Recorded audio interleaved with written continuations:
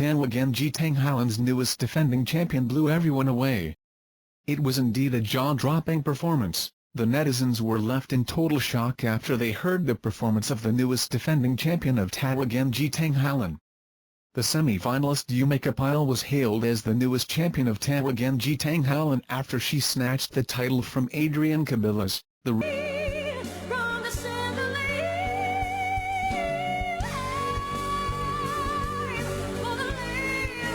reggae singer. Capile was a band vocalist from Bulacan who is loved by the Filipinos online. Standing ovation ako, 4 thumbs up ako kasama daliri ko sa pa. Pati mga balahibo ko sa skin to my way, one Facebook user wrote. People couldn't stop screaming as they watch how this woman effortlessly belted out the high notes of various hit songs. Invite you to watch the video. Controversial. DOJ Chief Aguirre said that witness claims De Lima directly accepted drug money. Must read.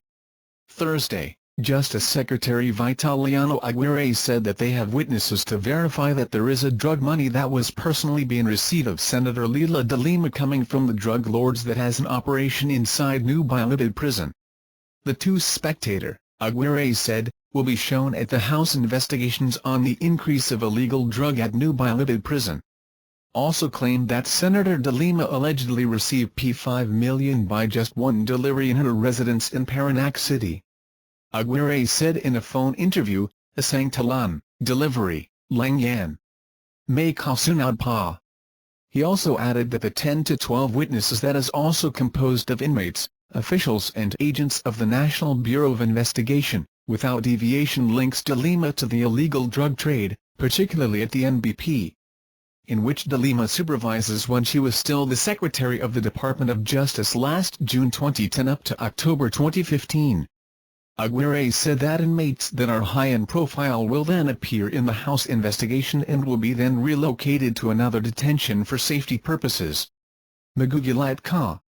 Di ba sinasabi ko na sa inyo na bumabaha ang information against her at nakuha na ang kanilang affidavit, he said.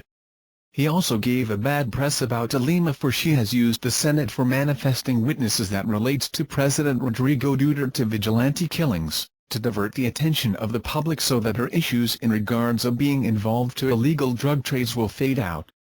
In a separate statement, Aguirre said, "This is a futile attempt to divert the public's attention against the parties who are responsible for drugs in the BUCOR, Bureau of Corrections which supervises the NBP. Desperate times call for desperate measures and somebody is really desperate." It was claimed before Duterte that a former driver of Senator Leila De Lima was the one who is collecting all the drug money from the drug lords. Reports then came out weeks later, claiming that P88.5 million was deposited at Banco de Oro in 5 bank accounts, whom those accounts are assertedly linked to De Lima. Jonathan Jong Caranto and Edna Boggs Abuez, the two DOJ receiving clerks, gave their affidavits claiming that don't own the accounts that are still under investigation. Invite you to watch the video. Bakit biglang death squad killings? PNP Chief De La Rosa slammed Senate witness. The increased number in deaths related to illegal drugs sparked many allegations of extrajudicial killings against the government.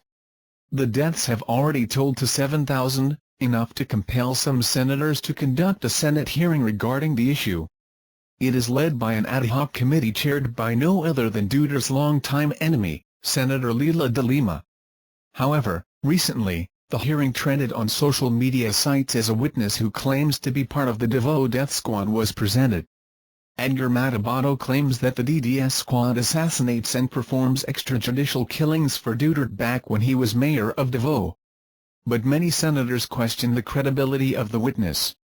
Many also pointed out that the hearing went out of the way as it should be about the present war on drugs, not the Davao killings which were never proven. This was the plea of PNP Chief Ronald Beto de la Rosa. He shared in an interview, "Nagulat ako bakit imabo dun sa DDS. Akala ko war on drugs. Akala ko extrajudicial killings at war on drugs. Young mga pinagsasabi ni ilang years na yan na noon pa. The timing and his, Matabato, presence diyan sa hearing na yan is questionable not in the first place. Akala War on Drugs ang Pinag-usapan, Young Extrajudicial Killing in Relation to the War on Drugs. Bakit yung kay Matabato na matagal na? He added. Matabato claims that President Duterte made him and his colleagues kill different personalities and criminals, in which one of these was an ambush attempt on De Lima back when he was still chair of Commission on Human Rights. Meanwhile, Duterte is yet to react on the allegations against him. Invite you to watch the video. This Matabato goes viral on international media after having an interview with New York Times. We fed one to a crocodile. Some we threw out into the sea. Self-proclaimed member of the Davao death squad, Edgar Matabato, confessed in the witness stand yesterday in front of a committee hearing that was broadcasted live on national television. Matabato admitted the crimes committed by the group, saying they were responsible for the killings of hundreds over the past 2 decades in Davao City. He also pointed to President Duterte, saying that he directed the extrajudicial killings of over 1,000 criminal suspects and political enemies when he was still mayor of the city back then. It is not unknown to the international community, the harsh advocacy of the president to eradicate criminality, especially drug lords, whatever the cost. USA President Obama has also called him out, saying that he should observe basic human rights. The committee hearing yesterday was led by Senator Leila de Lima, former chairwoman of Philippine Commission on Human Rights and former Secretary of Justice, slammed Duterte for encouraging the extrajudicial killings that has spiked dramatically since he sat down for office. Matabato also confessed that the DDS was supposed to take a hit on her and ambush her, but did not push through because of some logistical. He also confessed to Duterte's commands of killing a spokesman for a vigilante group, the bombing of a mosque, and to avenge the 1993 bombing of a cathedral. However, Mr. Duterte has long denied any direct knowledge of government-sanctioned death squads, and the Davao police say they have not found evidence that the squads exist. Invite you to watch the video.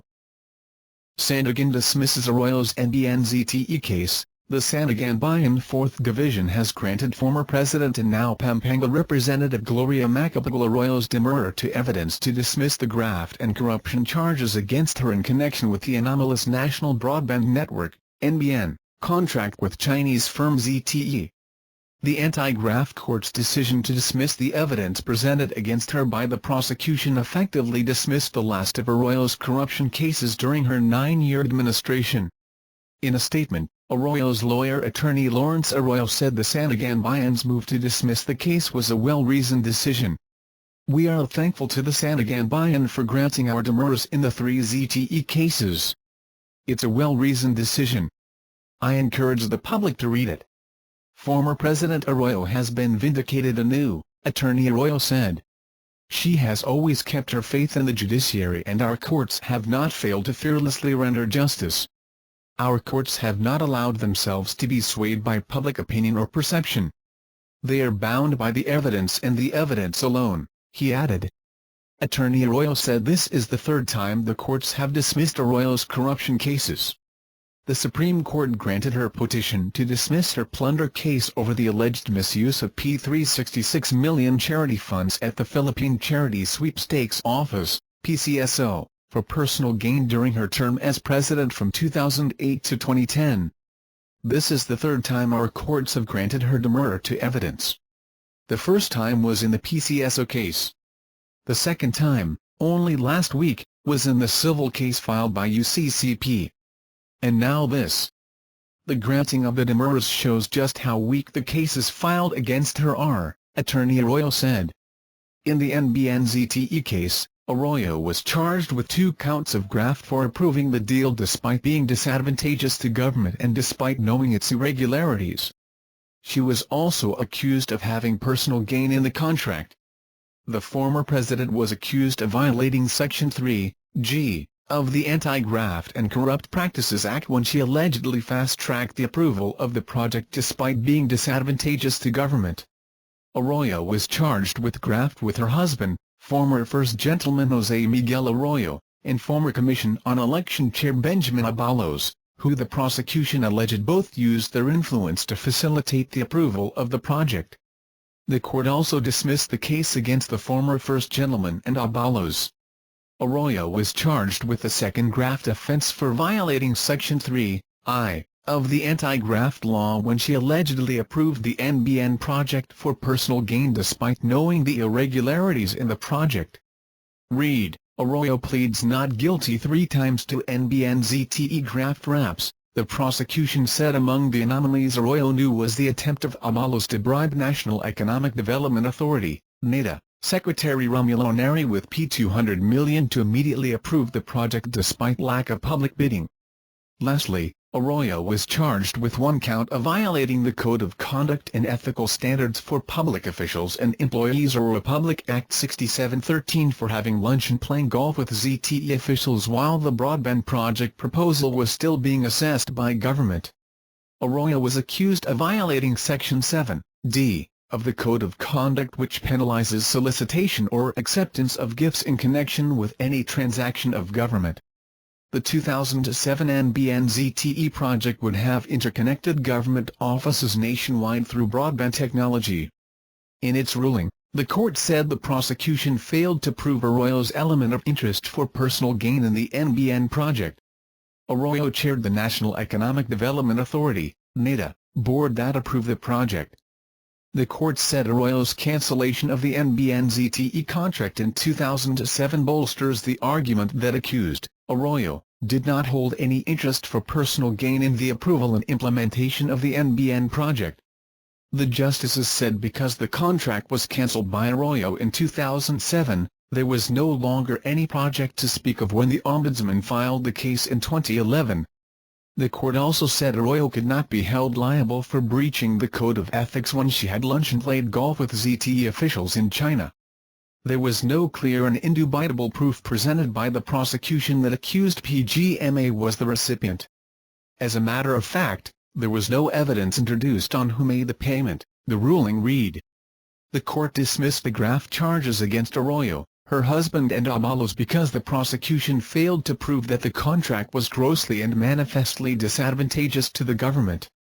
In the end, the court said the prosecution failed to prove Arroyo's guilt beyond reasonable doubt. Wherefore, in its entirety, the evidence adduced by the prosecution did not sufficiently prove the guilt of accused Ma. Gloria Macapagal Arroyo, and this court hereby grants accused demurrer to evidence, the court said in its ruling. These cases are then dismissed, the court added. The court in closing its resolution quoted Mae West from the 1997 film Every Day's a Holiday, "It ain't no sin if you crack a few laws now and then, just so long as you don't break any." The resolution was signed by Division Chairman Associate Justice Jose Hernandez and members Associate Justices Alex Quiroz and Geraldine Acong. In the recent turn of events, the star NBN-ZTE scandal witness Rodolfo Jun Lozada Jr., who accused Arroyo as the mastermind, was convicted of graft and sentenced to 10 years in jail in a separate case over an anomalous land deal when he was president and chief executive officer of the state-owned Philippine Forest Corporation, PFC, in 2007 and 2008. Disadvantageous contract. In her first graft charge, Arroyo in her demurrer to evidence said she could not be held liable for violating Section 3(g) of the Anti-Graft and Corrupt Practices Act or for entering into the contract grossly disadvantageous to government. Arroyo said the prosecution failed to present any witness who saw the NBN contract which the prosecution presented to the court signed and executed by the parties. She added that the prosecution violated the best evidence rule when it only presented a photocopy of the NBN contract and failed to present the original contract or even a certified true copy. President Arroyo respectfully submits that this case should be dismissed on the ground alone that the prosecution failed to present the original or certified true copy of the NBN contract, the corpus delicti under the anti-graft law, Arroyo said in her demurrer. She added that the terms under the contract were not fulfilled, especially after Arroyo cancelled the project at the height of the controversy on October 7, 2007 or before the complainant Teodoro Teddy Casino filed the complaint before the Ombudsman. Arroyo cited the case of then Davao City Mayor and now President Rodrigo Duterte, who in February 1996 faced a graft information for an anomalous 1990 computerization contract to make Davao City a leading computer hub. But Duterte cancelled the project and asked the contractor to return the money the city government downloaded for the project, just before state auditors recommended rescission of the project. Arroyo cited the case, which was dismissed because Duterte had cancelled the project and could not be held liable for the graft offence because there was no longer any disadvantageous contract to speak of. The prosecution's argument is contrary to the ruling in Duterte v. Santiganbayan. The cancellation of the contract before the filing of the complaint with the Ombudsman renders it non-existent, Arroyo said. Arroyo also said the prosecution failed to prove that the contract was disadvantageous to government. She said the prosecution allegedly failed to prove that the ZTE contract at 30% coverage in the country was more disadvantageous than the proposal of bidder Amsterdam Holdings Incorporated, AHI, represented by its president José Joey de Venecia III, the son of former Speaker José de Venecia Jr., whose proposal the prosecution claimed was more advantageous because Amsterdam promised 80% at a lesser cost. Arroyo said the prosecution's own witness ENGR. Dante Mariaga testified that the ZTE's proposal was to cover 100% of the country, while de Venecia also admitted that Amsterdam's proposal covered only the third-class municipalities while leaving out the fourth to sixth class. She said another prosecution witness, Ruben Reynoso, director of the infrastructure staff at NEDA, testified that the NBN contract was meant to cover 100% of the country. Arroyo added that the contract was actually advantageous to government because it was consistent with the medium-term Philippine Development Plan, with Reynoso categorically saying that the NBN project was not disadvantageous to government. Arroyo also said she did not fast-track the approval of the project, which she said went through several layers of review before reaching the NEDA board, adding that fast-tracking a project is not even an element of graft under the law. Arroyo also said her directive to Commission on Information and Communications Technology Chair Ramon Sales to modify the NBN proposal by removing the overlapping components with the cyber education project actually saved the government P3.84 billion. All told, President Arroyo's directive to remove any overlap between the NBN and cyber education projects and for the economic managers to look into the terms of financing of the NBN project by aligning it with the cyber education project saved the government a whopping P3.84 billion, yet the Ombudsman charged her with conspiracy to violate Section 3(g) of the RA 3019. What gives? Her demurrer read. This is a clear case of persecution rather than prosecution, it added. Pecuniary interest. In her second graft charge, Arroyo said in her demurrer that her move to modify the NBN contract by reducing the project cost negates the charge of interest for personal gain. If she had been interested in the NBN project for personal gain, she could very well have insisted on pushing through with the NBN contract, her demurrer read. Thank you for using voice text. You need to contact our sales support team to obtain a valid verification file. Arroyo also slammed as malicious the prosecution's claim that her presence during the contract signing was unnecessary, although she had delegated the task to the late Transportation Secretary Leandro Mendoza, which meant that she had a personal gain in the project. She said the prosecution failed to prove that Arroyo had knowledge of Abalo's alleged P200 million bribery on NARI to approve the ZTE proposal. Arroyo also said she reduced the project cost to $330 million from $379 million, resulting in $39 million or close to P2 billion in savings for government. She added that her directive to modify the NBN proposal also reduced the interest rate to 3% from 4%, saving some P164 million a year or P1.64 billion for a period of 10 years for the government. Lastly, Arroyo slammed as persecution by prosecution a move to pin on her the alleged offence even though the NEDA board unanimously voted to approve the NBN ZTE project. Arroyo chaired the NEDA board. This is a clear case of persecution rather than prosecution. It was the NEDA board that unanimously approved the NBN project. Yet the Ombudsman maliciously singled out President Arroyo for supposedly becoming interested for personal gain in the approval of the NBN project, Arroyo said. Lunch, golf with ZTE, and her breach of code of conduct charge. Arroyo said in her demurrer that the prosecution failed to prove that ZTE paid for the lunch and golf game with Arroyo or if the value of these meetings with the officials was significant enough for ZTE to ask favors from Arroyo. It is absurd to suggest that the fee for the golf game was given in anticipation of or in exchange for the granting of a multi-million peso project. The value of the lunch eaten by President Arroyo could not have been substantial or significant, even if she had a big appetite, Arroyo said.